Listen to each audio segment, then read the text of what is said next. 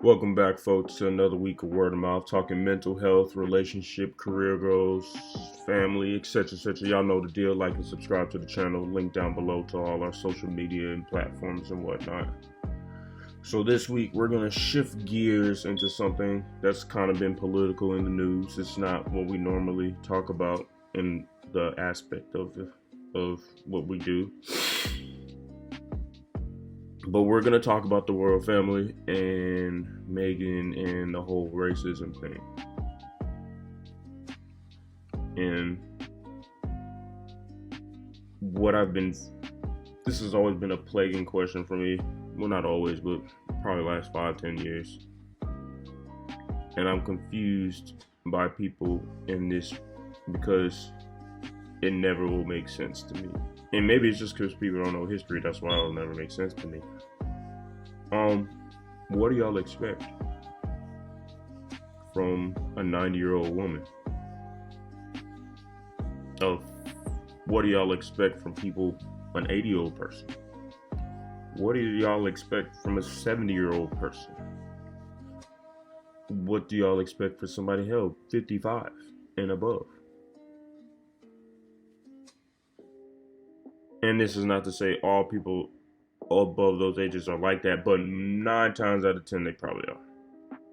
It's not really a fault you can put that on. It's just the nature of how they grew up. It's the environment in which they grew up.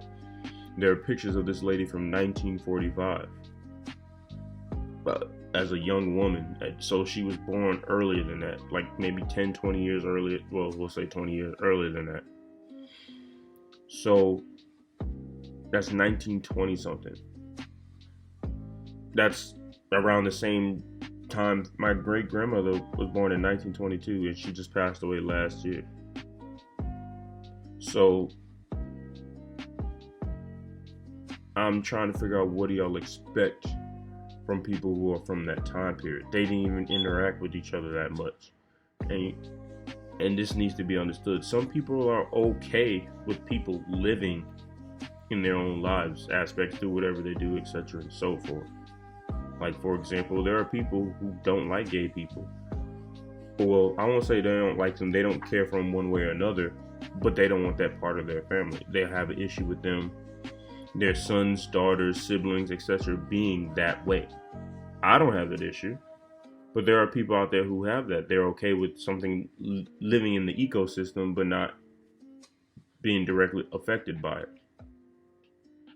And this is pretty much the same situation we're getting here, where they're okay with people living in their ecosystem, but they're not okay with it being a part of their personal life. Because people will probably use the argument of, oh, they were real nice to the Obamas and this and that. Yeah, that's also a political thing. He was the world leader. He was the leader of the free world. And again, they only had to interact with him every so often.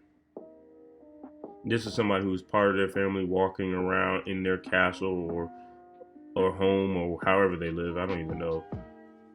And they're having to interact with this person every single day. That is the completely different aspect than having to interact with somebody every once in a while, especially when it comes to a royal family.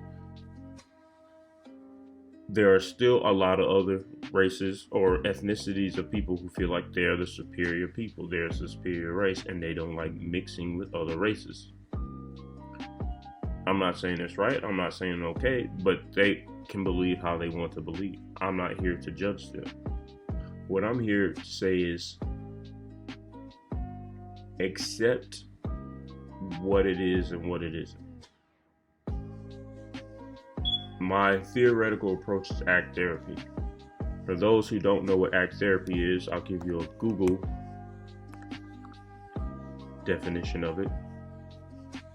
Acceptance and commitment therapy is a form of psychotherapy and a branch of clinical behavior analysis. It is an empirical-based psychological intervention that uses acceptance and mindfulness strategies mixed in different ways with commitment and behavior change strategies to increase psychological flexibility. So essentially, it's teaching you to roll with the punches, in layman's terms.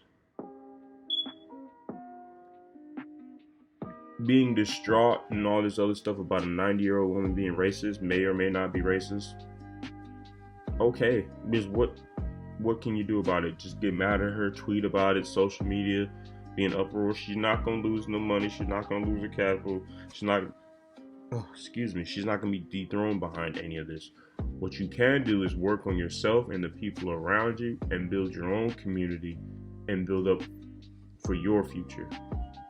So then you get to a point where whoever don't like you don't matter. You got your own money, you got your own things, you got your own equity, your own real estate, all these things you have for yourself that you don't have to worry about a queen not liking you, or a boss not liking you, or this person racist, or this person's a feminist, or this person hates women, this person hates men, this person hates gays, straight.